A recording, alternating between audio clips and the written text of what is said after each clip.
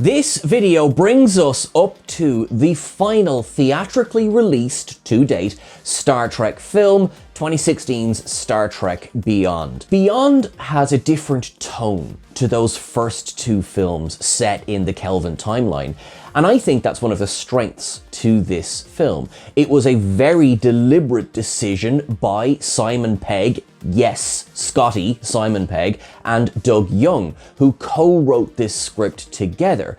Now, they have described that entire experience as being a little bit chaotic. In fact, Simon Pegg described it as standing in your Speedos at the bottom of a snowy mountain, knowing that you have to get to the top of that mountain. Which I thought is quite the visual. Quite the visual, Simon. Fair play to you. Fair play. I would argue they nailed it.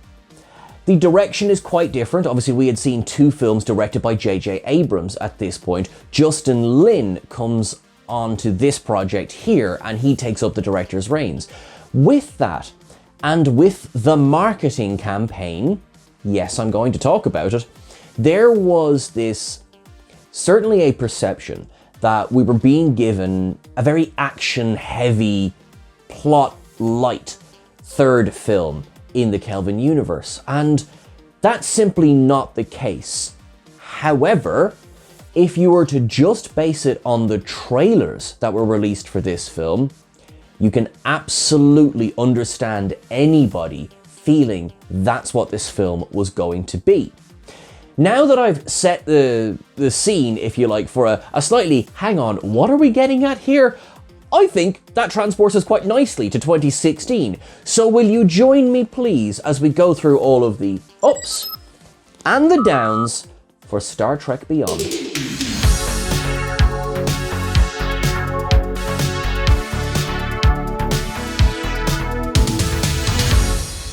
My first up for this film, as it often is in the ups and downs, is ship porn.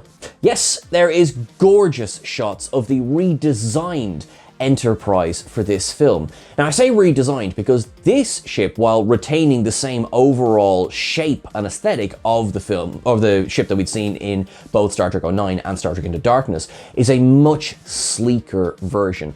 I mean, the first and most obvious change is the nacelles. These are thinner, they are more swept back, and quite frankly, they're smaller. They look more in scale with the rest of the ship.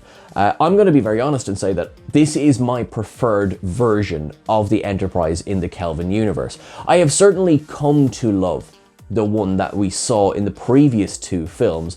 You know, as I've spent more time going through the films in a bit more detail, I see what they were going for. But also, I must confess, you know, I have a slightly deranged approach when it comes to the ships of Star Trek, and I do like some sleek lines. This ship delivers on that. So it's an up for the ship porn of the beginning, but also an up for, if you like, the redesign of the Enterprise itself. Another up that I want to discuss up front is the jaded James T. Kirk that we get in this film.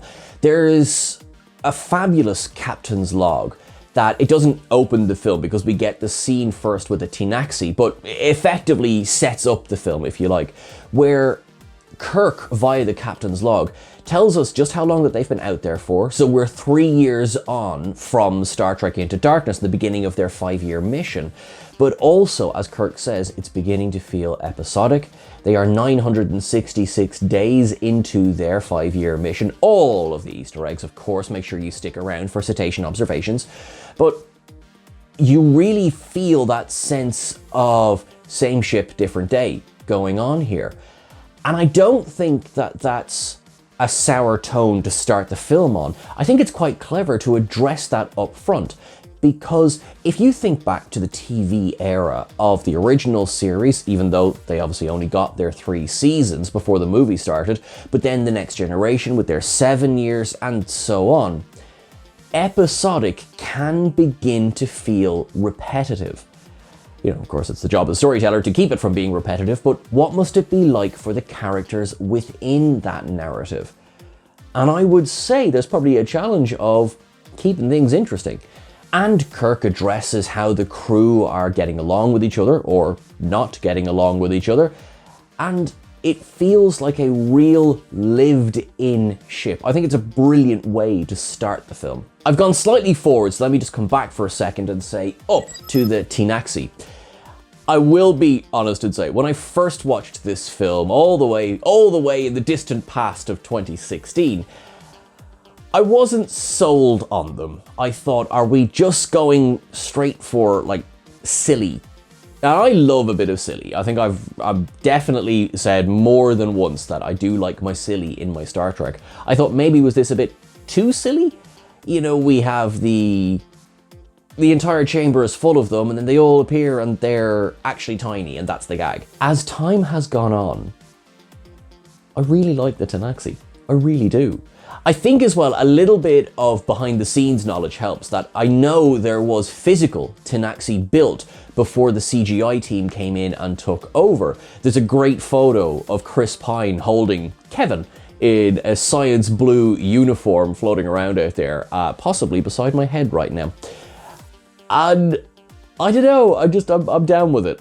I really am. It is silly.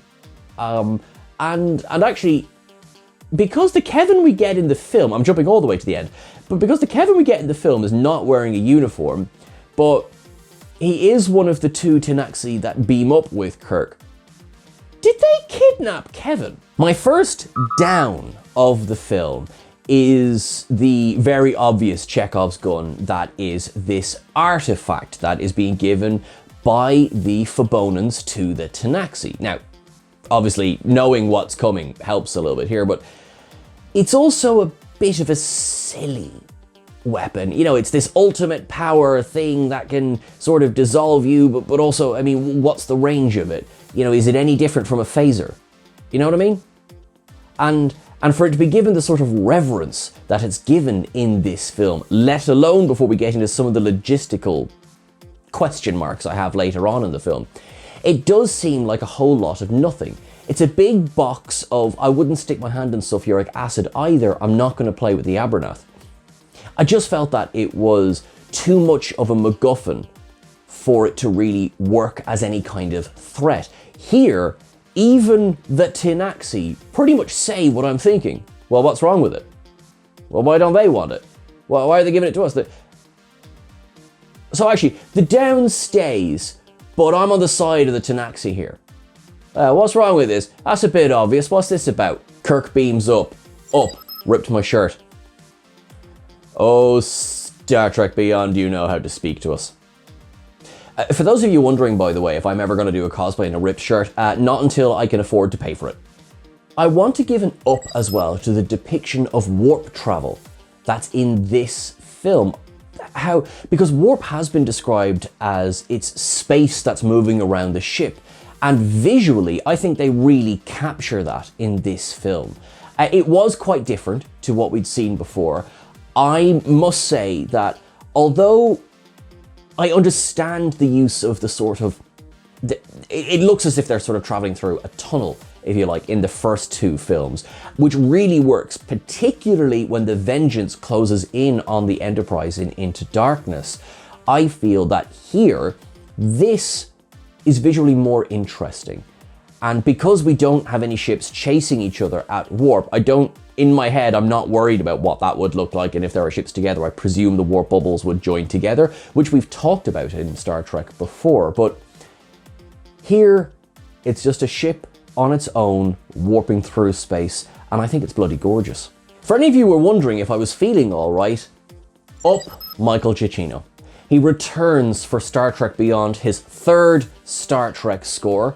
Not his last, I might add. There are those tracks that were included on the original commercial release, like Thank Your Lucky Stardate, which is actually my favorite track on the entire soundtrack, but also A Night on Yorktown, and just, it's a bit more contemplative than the first two were, although the Vulcan theme from the first one is still probably my favorite overall piece, not including the Star Trek theme itself. I could do a whole video on Star Trek music.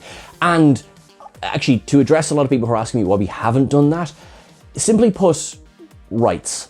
It's quite hard to do a video on music when you can't play the music. So It's not a never, it's just why we haven't done that so far, just in case anyone was wondering. Kirk and McCoy meet for a drink in Kirk's quarters, where we get another couple of gags straight out of the original series, but it's quite a sweet scene, because McCoy knows that it's Kirk's birthday, and he knows as well the context of why Kirk is as glum as he is.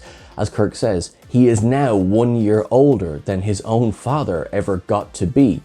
They share a toast, but it's not a happy occasion. Obviously, this scene is evoking memories of Kirk and McCoy in Star Trek II: The Wrath of Khan, but it's done quite differently.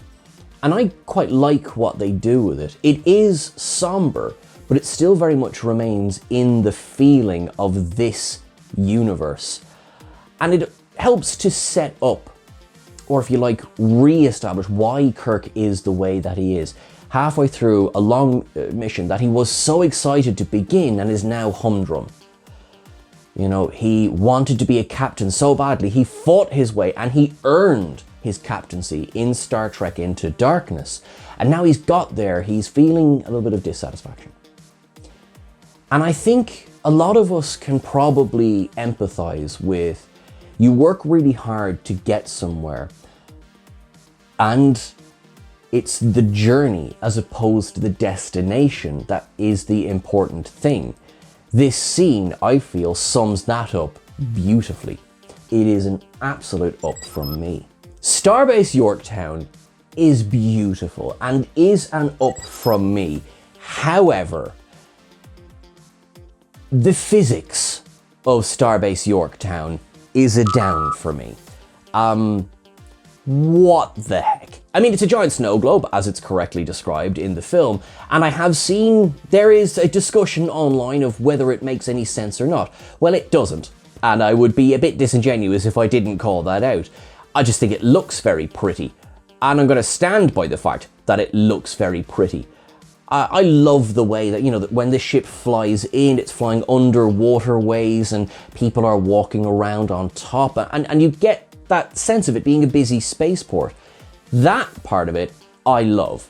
It's more futuristic than perhaps Star Trek had got to, or at least in the 2260s when this is set. But, you know, at the end of the day, we also have warp drive and transporters in this film. And, you know, force fields are a thing.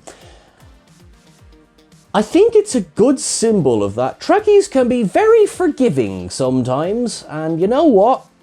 I'm here for it. 2 real-world deaths marked the production and the release of this film.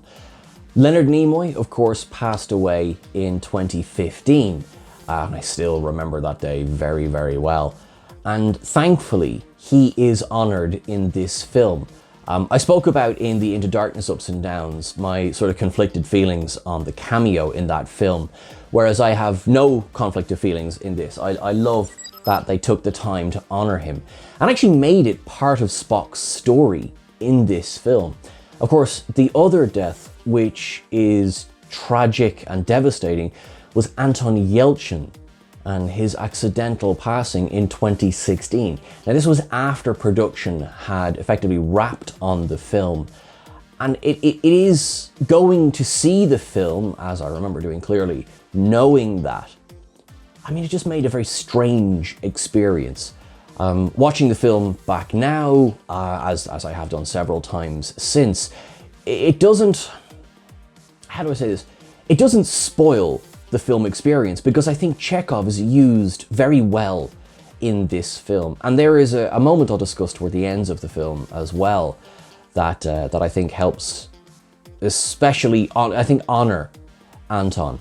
But it was strange watching this film with that sense of loss, that sense of tragedy, for people, don't get me wrong, that I never had the chance to meet, and they're so ingrained. Leonard Nimoy in Star Trek for 50 years at that point, and Anton Yelchin, although only 7 years, still so much a part of the franchise. And thankfully, Chekhov is as big a part of this film as he is. That Although, of course, nothing in this film is designed as a goodbye to the character or anything like that, there is still, I think, a lot of great use of him in this film that came out the year that he passed away. When everyone arrives on Yorktown, we get that disembarkation scene. We get the, at least, indication that Spock and Uhura have parted ways, although it's a little bit unclear as the film goes on if they've actually broken up or not. It just seems like they're a bit rocky. McCoy chooses that moment to get a dig in, which is a bit mean. McCoy, that was a bit uncalled for there. And this is when, of course, Spock discovers that Ambassador Spock has passed away. We also get the reveal that Sulu, in this reality, seems to be married to a man with whom he has a daughter.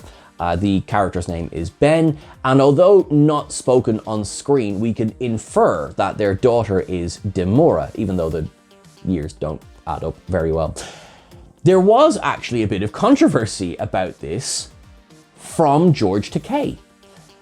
So, George Takei's point was that by making Sulu gay in this film, for example, Sulu in the Prime Universe was effectively coded straight. By making him gay in this film, his issue was that the change in the timeline shouldn't have affected Sulu's sexuality. Simon Pegg took, I think, a little bit of issue with that by saying that he had deliberately included this as a tribute to George. And I'm going to be honest with you, I can see both sides of that argument. So let's say from Simon Pegg's point of view, George Takei is one of the most famous advocates for LGBTQIA rights who is still with us. He quite famously came out. He has spoken at length about his experience being a gay actor working on Star Trek and working in Hollywood as a whole. And I can understand absolutely the drive to honor this and honor the man. So I get Simon Pegg's certainly inspiration here. From George's point of view, his point was that Sulu was not a gay character.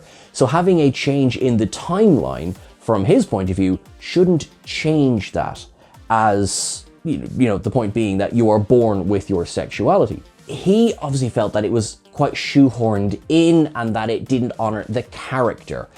And I can see his point of view. I'm genuinely curious, where do you land on this? I'm gonna say this right now. If you're just anti-LGBTQIA+, don't bother commenting and go get a heart. But genuinely, from the point of view of, does a change in the timeline like this make any sense when it comes to a character's sexuality? It's an interesting one, I won't lie. And it's one that 9 years later, I'm still scratching my head over. It's certainly very nice to see. Does it make sense? I don't really know. There is a character in this film who I really enjoy despite her limited screen time, and that is Commodore Paris, played by Shohreh Aghdashloo. So taken up for her because she's just awesome in everything she's in, because I think she's now, she's in everything. She's in everything now. And that is fine because she's brilliant and I'm delighted that she's in everything.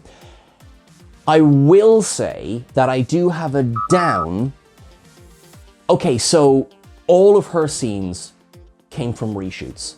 Reshoots, not a bad thing. Reshoots happen on like every project, so reshoots are not an issue. And even the reshoots that were done for this film were not to fix problems, but they did add this character. And it's quite obvious because look at Kirk. In no scene does Kirk wear his uniform while he's with her. He's wearing the uniform of Starbase Yorktown, which is fine. There's no issue with that. Don't get me wrong. We have lots of different uniforms throughout the film. But he obviously does an awful lot of wardrobe changes as the film goes on. You know what I mean? It's like, oh, I'm gonna go meet Paris. Better put on the jumpsuit. Oh, I'm back on the ship. I'm back in my uniform. Oh, I'm back down on the planet. All technically, logically, vaguely makes sense as well. It just makes it obvious that these are reshoots. And That's the only thing. I mean, I shouldn't know I'm watching a reshoot when I'm watching a film. You know what I mean? So that's my problem with that. Sorry, I'm taking away from the fact that Commodore Paris, brilliant. And yes, Simon Pegg, I should save this for station observations, but sure, listen, here's a treat for you. Simon Pegg did confirm that yes, Paris is a nod to a certain helmsman of a certain USS Voyager that would fly 100 years later. So I really like that. Their scenes together, where Kirk is speaking about his application for Vice Admiralty. As we know, Kirk did ascend to Admiralty in the original series of films, and Paris saying, we're going to park that, but we'll come back to it, which they do. We then get the arrival of Kalara. Now, she claims that she was on a ship that crashed on the planet Altamide, and she needs help getting back through the nebula. Okay, so the Enterprise is currently the most advanced ship in the fleet, with the next one, Wink, being under construction at Yorktown. Naturally, they're the ones who are going to fly through the nebula. The nebula is said to be difficult to traverse. I have yet to see evidence of that. I'll come back to it.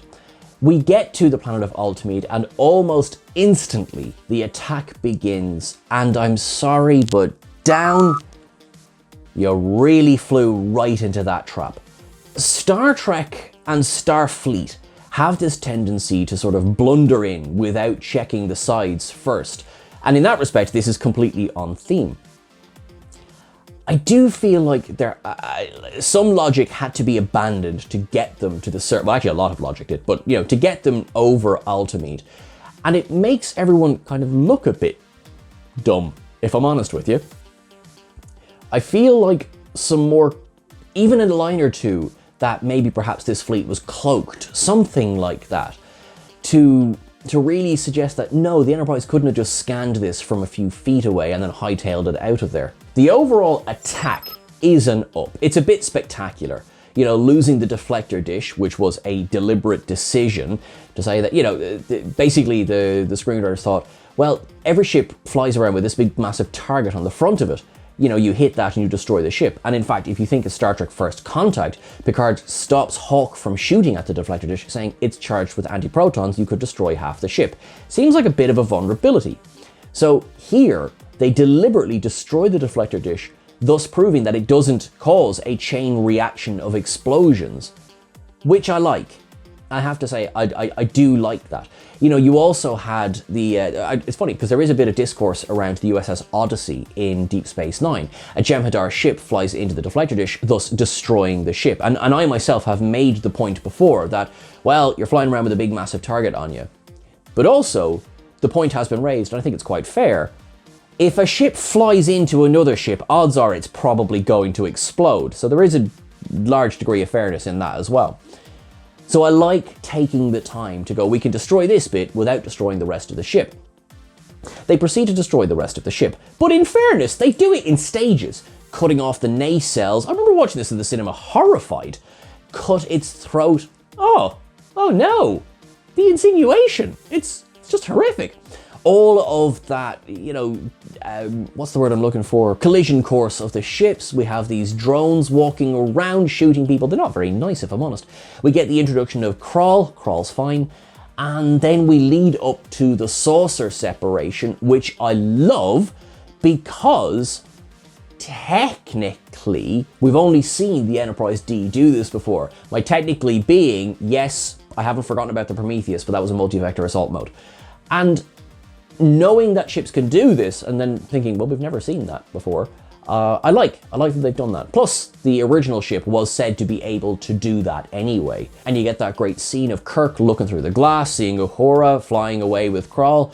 Yeah, it's a good scene. The stakes are quite high, the crew is being taken, some do get away. Scotty manages to get away in one of those long-range torpedoes. Do you remember those from Star Trek Into Darkness? I mean, once you take out all of the consicles from there, I mean, yeah, you've got some pretty good escape pods. I'm actually saying up to the reuse of that. Why would you not reuse it if you could get away with it? I like the inclusion of the Kelvin pods. I like how Spock and McCoy get aboard one of the Altamide ships as well. It's a pretty good overall sequence. We also, well, not that we needed really to worry about it, but yes, Krall is looking for the artifact from that first scene. Continuity. He doesn't get his hands on it, or more so, he does for like a minute, and then he loses it to Kirk. Kirk manages to get Ensign Sill to help as well. That'll end well. And effectively, it's all setting up a pretty painful scene, if I'm honest, up to the crash sequence. A lot of this is very similar to Star Trek III: The Search for Spock, and of course Star Trek Generations. Search for Spock being the destruction of the Enterprise, although of course it was a self-destruct in that film, and here the crash landing of the saucer section, where the CGI of everything aids this sequence is that you can do slightly more with the saucer crash here. I think that sequence in Generations is perfect. You just need to look at me wax lyrical in the Generations ups and downs. So yeah, I love it. But that's not to say that this doesn't feel like this saucer section is going to take down a mountain. Because remember, of course, the Kelvin Enterprise, because of the Narada incursion, is an awful lot bigger than Constitution class of the contemporary Prime universe. I think it really, really works. And I did feel something that's only grown in the years since. Because in 2016, although 7 years had passed, it was still technically, it was only my third story with this Enterprise. So it was a bit like, okay, I'm sad it's gone, but, you know, do I have that emotional connection? I've certainly grown that emotional connection as the years have passed, even knowing what was coming in Beyond. So yeah, I think this is a scene that gets better as time goes on. Down on the planet, Chekhov and Kirk, they are setting themselves up for their away team gear. That was all packed in their Kelvin pods. You have Scotty, who has got out of his long-range torpedo. You also have the rest of the crew who have been captured by Krall and his minions. They're all gathered together, and of course McCoy and Spock are down. They've crashed their ship as well. So everyone's in their places where they're going to be. Now what you also have here is an awful lot of very bright colours, and I want to give a massive up to Sanya Milkovich-Hayes. I love her redesigns of Michael Kaplan's uniforms from the first two films. I really, really dig this design, but also I love the away team gear that she designed for the Kelvin pods, and I really like, slight spoiler, but not really, I like the uniforms she designed for the crew of the Franklin, and also over on the Yorktown as well. There was an awful lot going on. There is a lot of uniforms on show in this film, and you know how I feel about uniforms. This is a great film for that. Everyone looks pretty damn good. I will say, with the greatest of respect to Michael Kaplan, and I love what he did for recapturing the feel of the original series, I feel these are the superior uniforms for the Kelvin universe. There's more of a formality to them, if you will, and I'm here for that. But specifically for this scene, it's that away team jacket. It's just sexy. I'm just gonna throw it out there. It looks gorgeous. So I need to get one of those. Kirk does thankfully call Kalara out straight away, and she admits, in part, her complicity in what happened. I'm glad they did this, because if they tried to present her as someone who was just as surprised as Kirk, yeah, that really wouldn't have worked. You know, she directly led them into this ambush. You might be wondering why I just said Krall's fine and moved on. Down for Krall. By the time we get to a point where Krall has any kind of meaty storyline, I'd sort of already stopped caring, because he is sort of generic baddie for the most part. Part of this down is, why would you cast the incredibly charismatic Idris Elba and bury him under layers of prosthetic and tell him that, you know, he's basically not allowed to do very much? That's one of the biggest issues with this film to me, is that the villain is just not great. Certainly he's effective in that the Enterprise has just been destroyed, and he launches a fairly looming attack on Starbase Yorktown. There's a lot of vampirism sort of tied into the character with the way he absorbs lives so that he can repair himself. You know, there's certainly good ideas there, but really I do think this one suffers from the execution.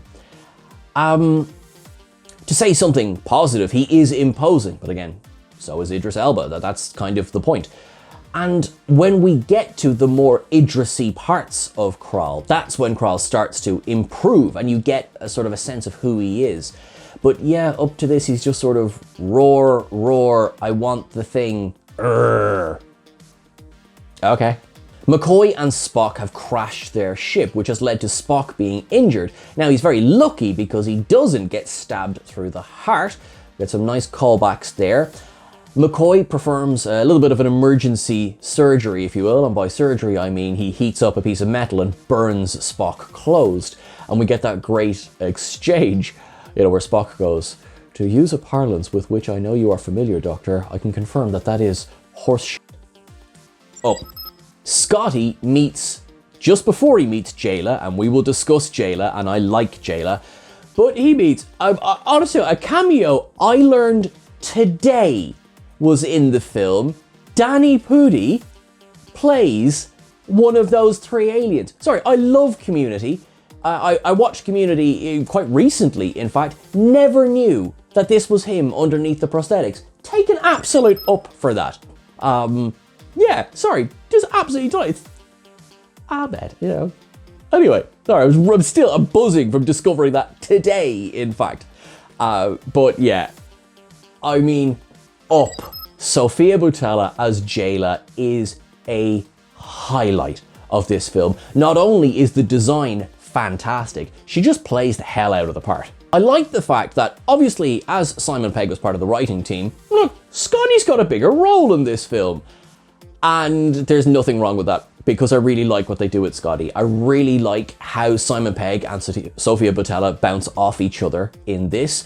I love her no-nonsense sort of, I guess in a way you can see sort of echoes of Drax in her. Like, we're not going for sarcasm or anything like this. Montgomery Scott, Scotty, Montgomery Scotty. Just things like that. And the delivery is so well done. I don't want to give, I guess I don't want to give anything away. There was obviously a chance that she was going to be the Latinum up this week. I've got a couple of contenders for that I think people will mostly agree with. Obviously, there's going to be people who disagree, but that's fine.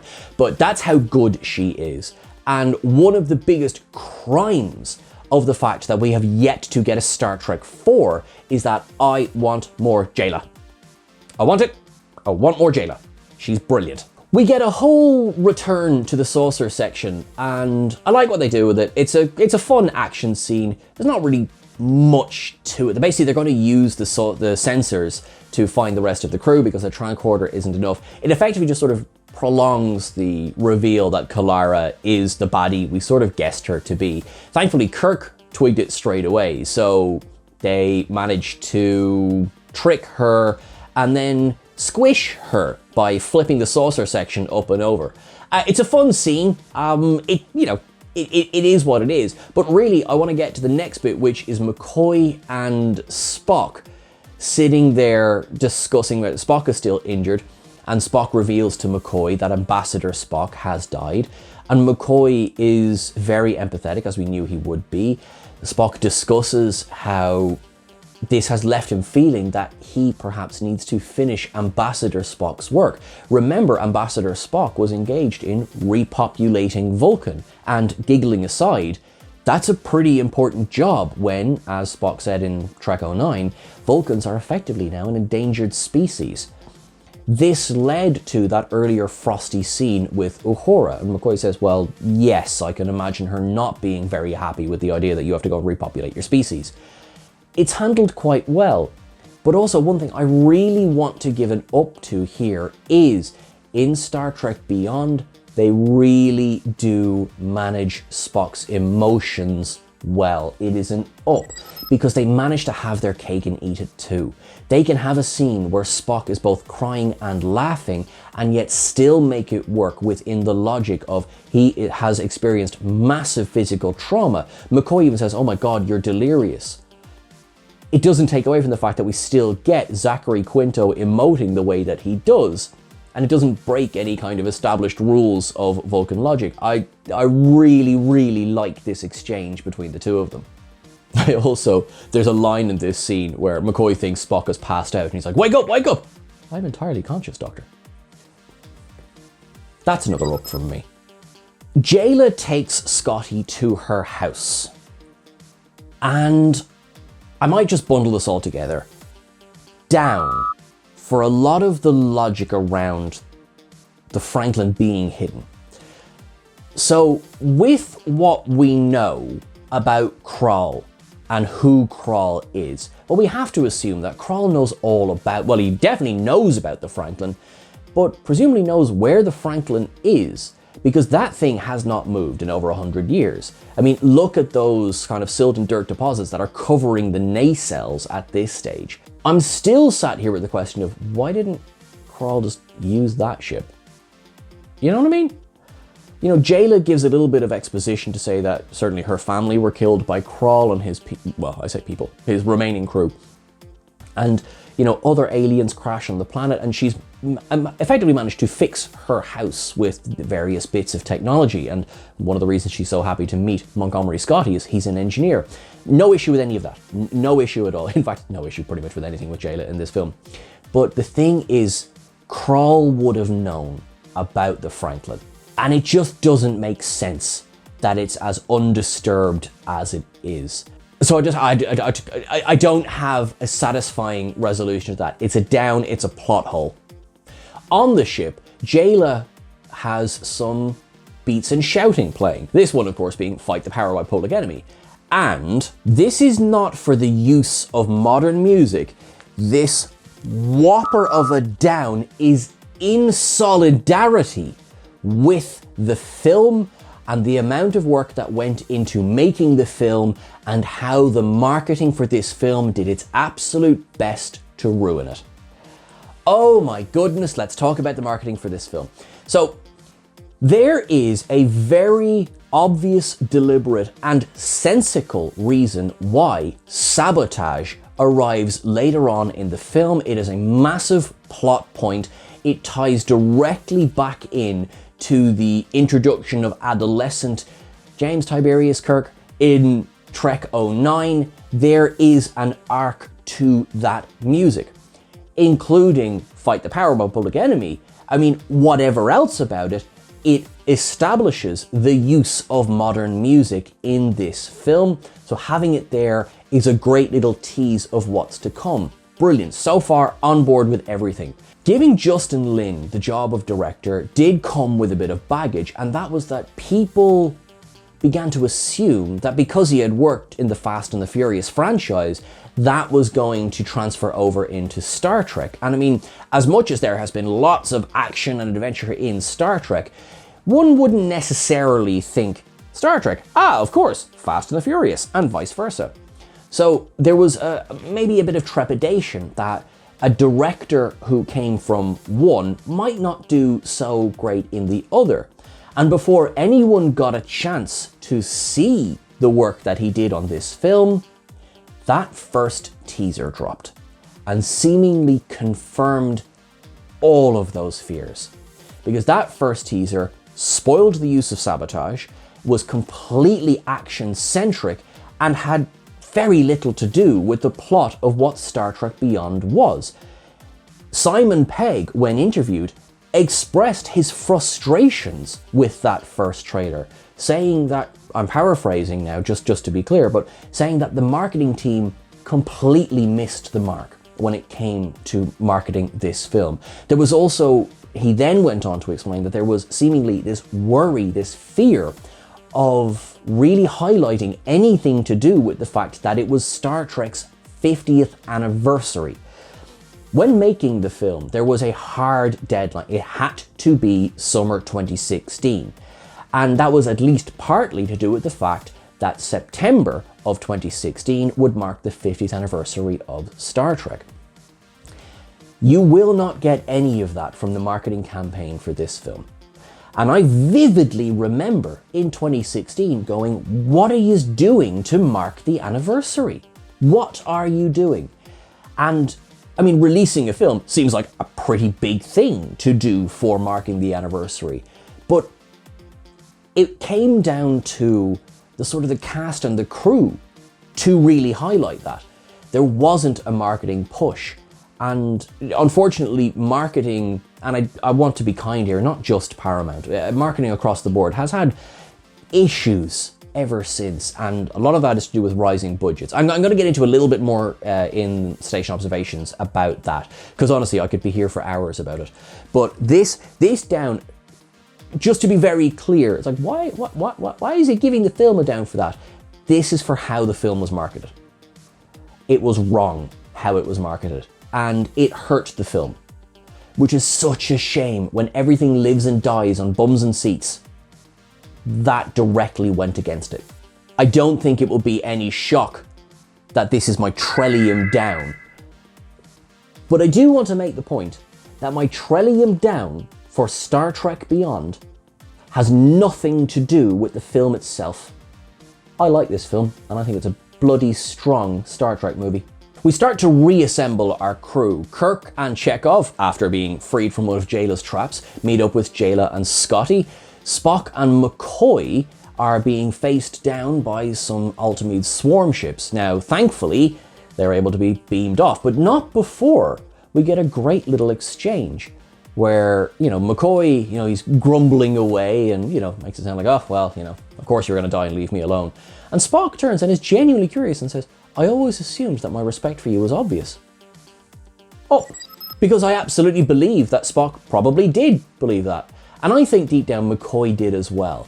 And it is quite a sweet moment. And they manage, balancing it with the humor of Spock being beamed away and McCoy going, oh, well, that's just typical, doesn't break the moment. I think they're stronger together. McCoy and Spock are a great pairing. But even more specifically, Carl Urban and Zachary Quinto are a great pairing. The rest of the crew are still alive, by the way. So over to Krall's camp, and we get a lot from Uhura, a lot from Sulu, and they feel that they are managed to escape their cage long enough to send a distress signal to Starbase Yorktown. What they do discover is that Krall has been monitoring Starbase Yorktown and the surrounding starships for quite some time, which is how he knew that the artifact was aboard the Enterprise. He reveals to Sulu and Uhura that he knows they sent a signal. That signal will turn out to actually be a bit of a red herring because it's going to scatter any support ships throughout the nebula, so he has a clear run at Starbase Yorktown. Uh-oh.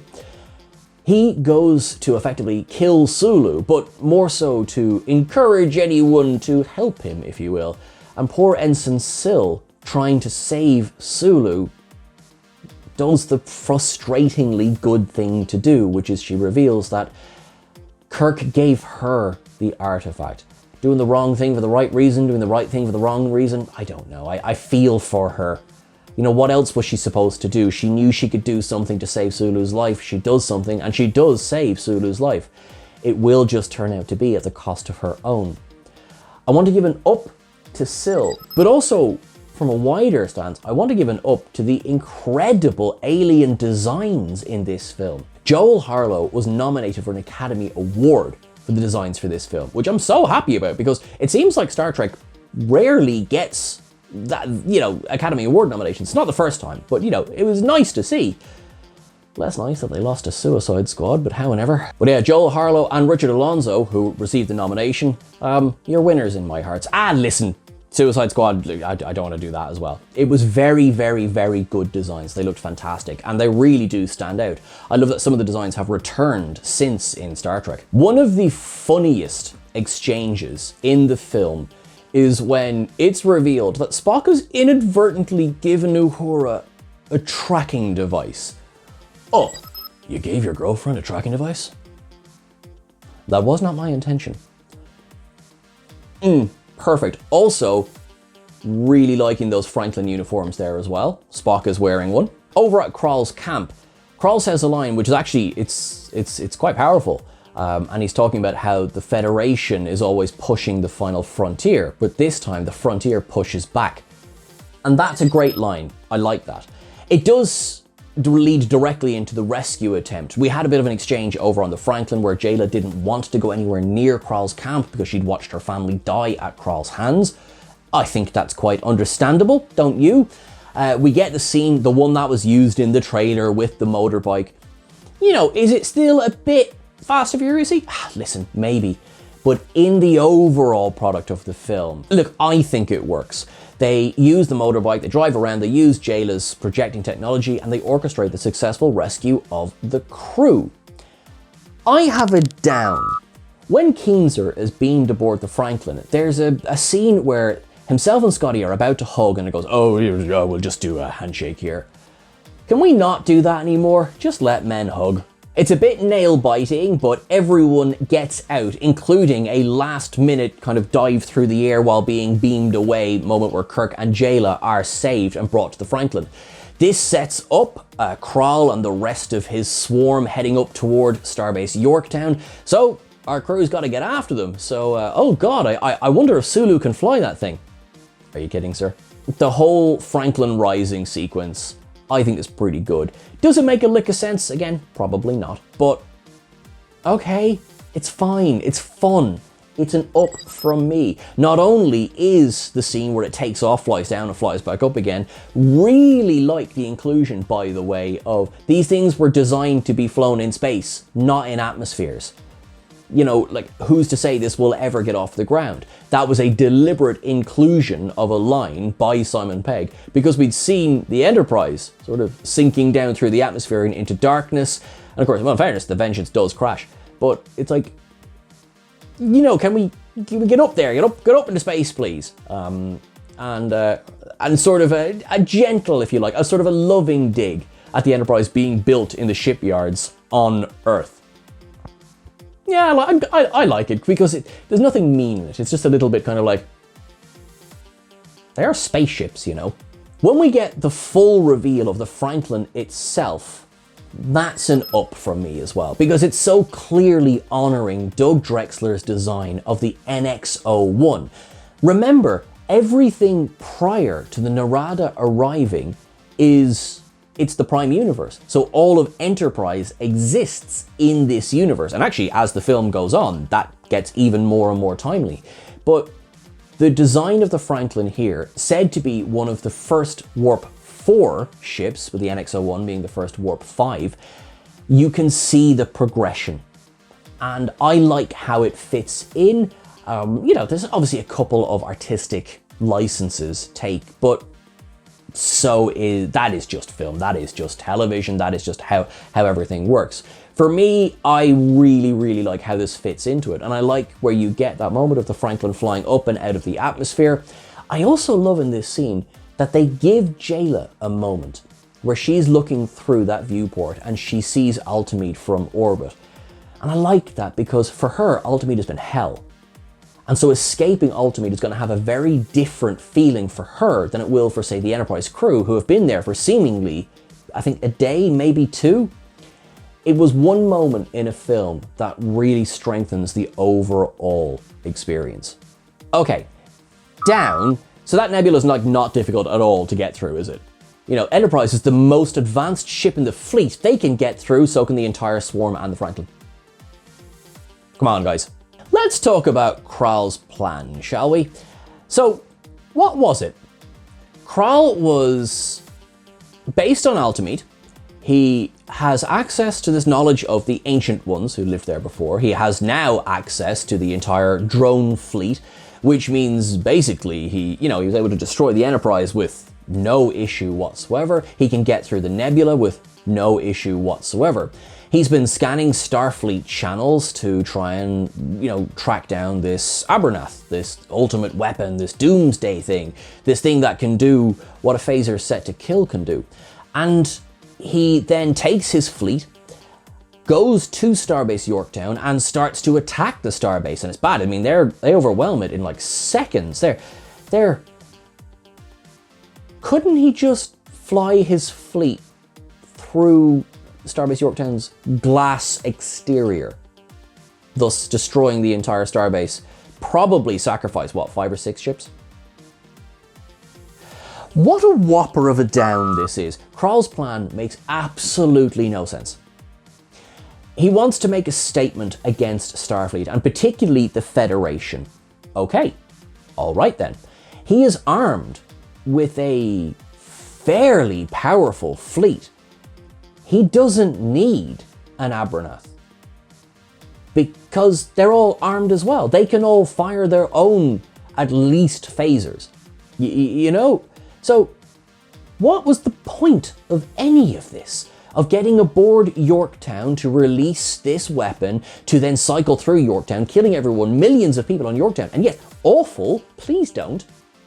But you could have done that any number of ways. You didn't need your MacGuffin that was only aboard the Enterprise, that they only had because they were there to broker a treaty between the Fobonan and the Tinaxi. So isn't it handy that the Enterprise managed to bring the Abernath to him when he never needed it to begin with? Too much time is spent on building up this ultimate, doomsday doodad when there was no need for it whatsoever. And so it only serves to make Krall and his motivations all a bit of a damp squib. I will do 1 second of self-correction, actually. I said his motivations. No, I will say his aims. His aims are a damp squib. His motivations I will discuss in a moment. Up for sabotage, for the reasons I discussed when we were talking about the marketing. Also down for sabotage. I may be stupid, okay? So this might be a Sean thing. I understand the very high frequency disrupting the drones. I don't understand why it destroys them. It blows them all up, and I don't really understand that. In a way, I guess I'm delighted it does, because I don't want our heroes to die at all, and I do not want Starbase Yorktown destroyed. As I said, I like it. I think it's a very nice snow globe. But yeah, I don't really understand why it destroys the whole fleet, but okay. It looks good, and it really does. I mean, that scene where the entire wave of ships is coming up and over the Franklin, yeah, it's pretty imposing. Again, this film looks great. And especially when, Krall and his ship gets through the doors of Yorktown, and then the Franklin crashes through the doors. Force fields exist, which is why I'm okay with this. A lot of people get blown out into space in this film. I really don't like seeing that in films. It's not a downside. I mean, I personally, it freaks me out when I see people getting blown out into space. I don't like it. Those poor people. Anyway, but yes, Starbase Yorktown is, although pretty much all of its weapons are destroyed, it survives. Then you get the great scenes, similar to earlier on when the Enterprise was flying through Yorktown. You get the Franklin chasing Krall and his other 2 ships through it as well. McCoy and Spock are back aboard their Altamide swarm ship. I have to say, I do dig that, the whole kind of, is that classical music? Why, yes, I believe it is. I see you silly billies. But yeah, it's fun, I'm not gonna lie. And it leads to that great scene, which I really like, where the Franklin comes up out of the water, the 3 swarm ships crash into it, and it basically stops them that way. I really like that sequence. That's an up from me. We're in our last act now. And actually, do you know what? I didn't have this written down, but just off the top of my head. Another way that everything with Commodore Paris was a reshoot is they never check in with her during any of these scenes. What is she doing? Anyway, maybe she was having a nap. She's a busy Commodore, she's got stuff to do. That's fine. But yeah, so this leads up to our confrontation between Krall / Edison and Kirk. I stand by everything I said about Krall. Idris Elba is great here. I do wish he'd been given more to do, but what he does get to do is quite good. You get this really lost soul, full of anger and rage about how he's been left behind by the Federation and how he would do anything to protect his crew. And you can understand to a certain point how that could warp a mind, particularly one that's so lonely and so lost as Edison with the crew of the Franklin were. His crew dwindled until eventually it was only the 3 of them left. And although clearly entirely misplaced, he puts that blame at the feet of the Federation. As he says, he fought in the wars for them. He fought the Xindi, he fought the Romulans. Again, great tie-ins to Enterprise there. But he was just cast aside, he and the rest of the Makos. He is the same character as Krall, don't get me wrong. I feel for him in a way that I never felt for Krall. Well, you're not really supposed to feel anything for Krall, I guess, but it takes stripping away a lot of the prosthetics, putting him in a Starfleet uniform, and having him face off against his counterpart, captain to captain, against Kirk, to really understand that there was a soul in there. You get that exchange where Krall says, I've been reading your logs, I know that, Kirk, you want out as well. And you get that great exchange where Krall says, I was born into death, effectively. And Kirk says, well, I was born into life.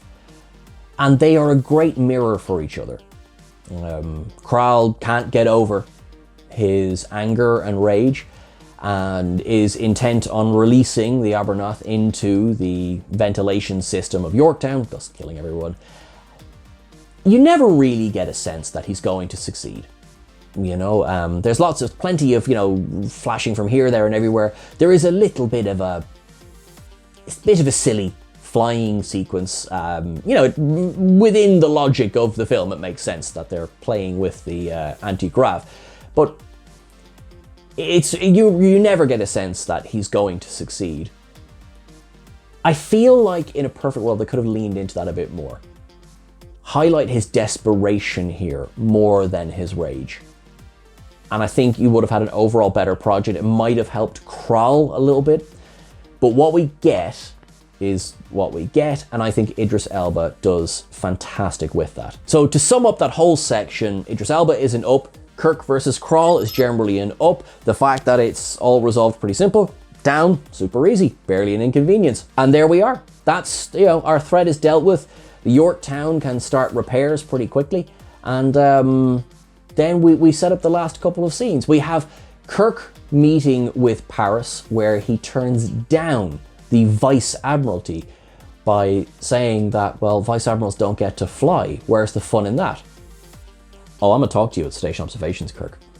But then we get this beautiful scene where Spock is going through Ambassador Spock's personal effects, and we get the photo taken up. It's a publicity still taken for Star Trek V: The Final Frontier, which means in this film, alongside our entire Kelvin crew, you also get Leonard Nimoy, George Takei, Walter Koenig, Nichelle Nichols, James Doohan, DeForest Kelley, and William Shatner. For the 50th anniversary of Star Trek, to do anything else would feel a bit flippin' weird. Latin them up, making sure that however small, the 50th anniversary was marked in this film. I like McCoy, and I like the way that he effectively tricks Kirk into having a birthday party. That works for me. But really, Kirk's toast. So this is a direct reference to his toast in Star Trek III: The Search for Spock, To Absent Friends. That is used again throughout Star Trek, but just focusing on Kirk for a second. That, of course, it's an up.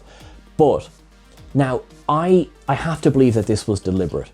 In the film, if you watch it, as Kirk raises his glass to absent friends, the camera focuses on Anton Yelchin. And it feels to me like this is a deliberate, beautiful, sad toast to the fact that Anton had passed away. That is why my dilithium up of the film. Just that moment. I think it's beautiful, I think it's small, and I think it's perfect. Just a quick reminder, dilithium up has the power to take one down away from the down counter. Beautiful moment. And we come to an end. We're walking around. We get a great moment where Spock and Uhura seem to have worked out whatever issues they had. And we get that great moment where McCoy looks over as Uhura is playing with her necklace, and Spock just goes. It's really, really funny. Kevin, the kidnapped Tinaxi, is walking around in a shirt, but still no pants, I see. And we get Kirk, Spock, and McCoy talking about going back out there into space.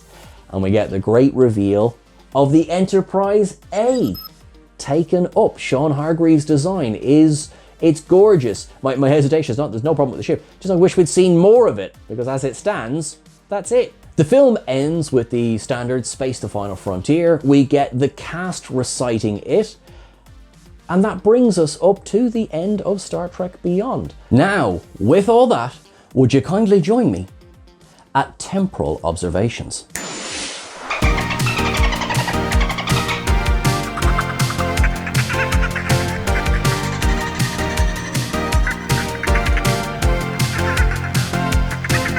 There's lots of clever little moments in Star Trek Beyond. So, for example, Kirk says he's on the 966th day of their 5-year mission.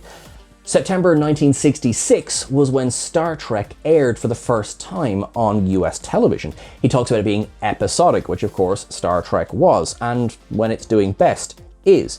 Himself and McCoy turned down a bottle of Saurian brandy, which they got from their mission to Thasus. Now, the Thasians are the ones with whom Charlie X was raised back in that original series episode.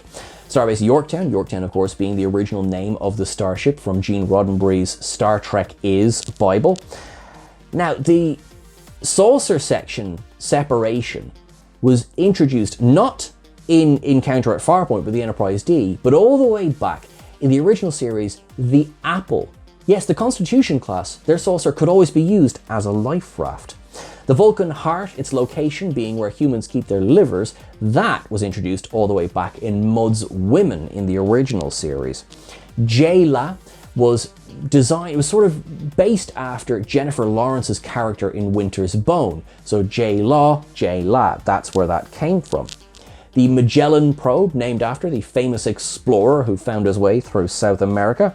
The Gagarin radiation belt, where the Franklin was said to be lost. Well, Gagarin, obviously named after Yuri Gagarin, the first human in space, and we've seen the USS Gagarin turn up several times in Star Trek. Star Trek Discovery, for example, it was a Kerala-class ship, and justice for the Gagarin. But the Gagarin radiation belt itself comes from the Enterprise episode Strange New World.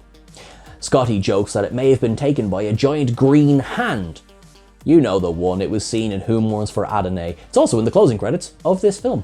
Romulans get a name drop there as well. We see that the Franklin was equipped with NX-01 style shuttle pods. McCoy, when working with the medical equipment aboard the Franklin, says, this feels like they're from the dark days. It feels like more than a passing nod to Star Trek IV: The Voyage Home. What is this, medievalism? We get a customary, "Damn it, Jim, I'm a doctor," nod just before he's beamed away. Sulu and Chekhov talk about the the polarization of the hull plating, which of course was the Enterprise equivalent of shields. Balthazar Edison and his crew were said to be Makos. Now, these were introduced during the Xindi arc of Star Trek Enterprise. They are effectively the Marines of Starfleet, because obviously that predates the Federation. And Scotty just does say that once the Xindi Wars ended and the Earth-Romulan War, with the birth of the Federation, the Makos were disbanded, because Starfleet's not a military organization. That is a question that's come up a few times through the Kelvin universe and obviously continues to be raised now. The Xindi and Romulans, of course, these are all direct references to Enterprise's later seasons. The 5th season of Enterprise, which at time of recording still has not been made and possibly won't be, but was said to focus on the Earth-Romulan War as well. Kirk says Vice Admirals don't fly. Well, Vice Admiral Janeway would like a word, she who commanded the USS Dauntless in Star Trek Prodigy. The photo, of course, being from Star Trek V, the toast to absent friends. Joel Harlow's design, so I absolutely think of that spiral-headed alien. Well, that's turned up in Discovery in the 4th season. It also turned up in Section 31 as well. I love Chekhov saying to her, "Did you know that Scotch was invented by a little old woman in Russia?" Directly referencing his time saying that in The Trouble with Tribbles, written by David Gerald. Kevin. No, I just love Kevin. Just wanted to say him again. Enterprise A, designed by Sean Hargreaves and included in this film. I do wish, of course, that we got more of the Enterprise A. It was on screen for such a short amount of time, we haven't even got a model of it. Yeah. Because unfortunately, Eaglemoss went out of business before they could do one, so maybe a company like Fanhome might pick up that going forward. Commodore Paris, confirmed by writer Simon Pegg to be a deliberate nod to Tom Paris of Star Trek Voyager. McCoy wearing his medallion in that scene at the end, direct reference to Disco McCoy from the motion picture. I do love that one.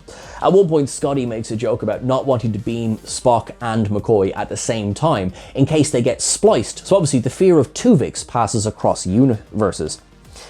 Kirk says something as they're flying into the nebula, that there is no such thing as the unknown, only the temporarily hidden. Now that is a reference to a similar speech that Prime Kirk gives in the episode The Corbomite Maneuver. As part of the marketing, 2 promotional tie-in songs were released with this film. Now I think many of us in the West would be familiar with Rihanna's song Sledgehammer, which, listening back to it again today, it's actually a bit of a banger. I enjoy it. It's grand. You know, the video looks pretty good, lots of Star Trek stuff. Happy out. What we might be less familiar with is that the Chinese pop singer Shang Ji, or also Jason Zhang, also released Lost in the Stars, which seems to have absolutely nothing to do with Star Trek, but I'll be damned if it isn't a bit of a bop. You can find that on YouTube. Do check that out. Jeff Bezos cameos. Greg Gunberg also cameos as well. He is the head of Starbase Yorktown, but not in that Commodore Paris is the head of Starbase Yorktown. Anyway, he's there commanding Starbase Yorktown. He also would turn up over in J.J. Abrams' other property. You might have heard of it. Star Wars The Force Awakens. Yeah, it was a big year. There was also a pretty dark reference. 2 of the crew members that Krall directly kills, now their names aren't said on screen, this is from the script, they're called Martine and Tomlinson, directly referencing Balance of Terror. God, it must suck to be a Starfleet officer sometimes.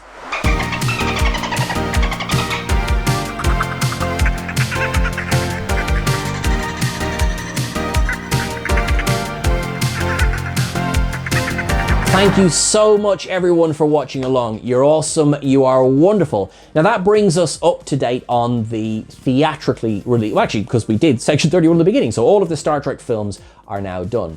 Next week, we will be looking at Otoy's 765874 series of films. Obviously, recently they released Unification, but there's a few of them there together, so do check that one out. And the week after that, we will be coming to you with Season 3 of Strange New Worlds, which will be releasing with a double premiere on July the 17th. Now, we'll obviously be back to you with a bit more details on how we're going to do that.